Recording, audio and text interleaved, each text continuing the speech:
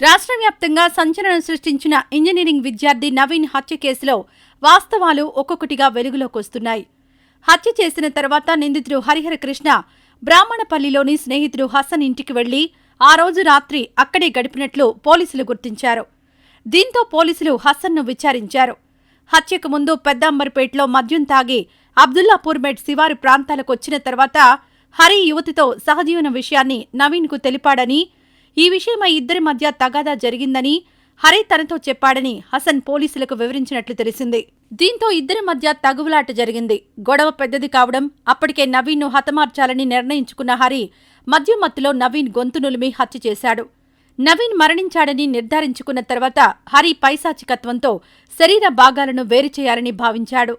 నవీన్ మృతదేహాన్ని ఎవరూ గుర్తించకూడదనే ఉద్దేశంతోనే చేతివేళ్లు, పెదాలు, గుండె, మర్మాంగాలను కత్తితో కోసి ధ్వంసం చేసినట్లు హరి తనతో వివరించాడని హసన్ పోలీసులకు తెలిపాడు.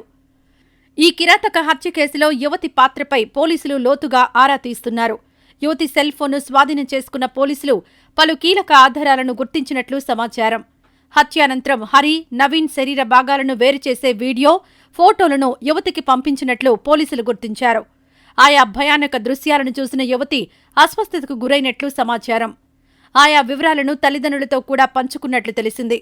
ఇదిలా ఉండగా తొలుత నవీన్తో ప్రేమ వ్యవహారాన్ని నడిపిన యువతి కొన్నేళ్ల తర్వాత నవీన్ను దూరం పెట్టింది. ఆ తర్వాత నిందితుడు హరిహర కృష్ణతో రిలేషన్షిప్ కొనసాగించింది. అయితే ఈ వ్యవహారం నవీన్కు తెలియకపోవడంతో తరచూ యువతికి ఫోన్ చేయడం, సందేశాలు పంపించేవాడని పోలీసుల విచారణలో బయటపడింది. నవీన్ వ్యవహారాన్ని హరితో యువతి చెప్పకుండా గోప్యంగా ఉంచినట్లు పోలీసులు గుర్తించారు. ఎందుకు గోప్యత పాటించింది, దురుద్దేశం ఏమైనా ఉందా అనే కోణంలో పోలీసులు ఆరా తీస్తున్నారు. అయితే హరి, నవీన్లు అప్పటికే స్నేహితులు. యువతితో హరి కలిసి ఉన్న క్రమంలో అమ్మాయికి నవీన్ పదే పదే ఫోన్ చేస్తుండడాన్ని గమనించిన హరి, నవీన్ బతికి ఉంటే ఎప్పటికైనా ఇబ్బందేనని, ప్రేమించిన అమ్మాయి దూరం అవుతుందనే అక్కస్తోనే ఇంతటి దారుణానికి ఒడిగట్టి ఉంటాడని ఓ పోలీస్ అధికారి తెలిపారు.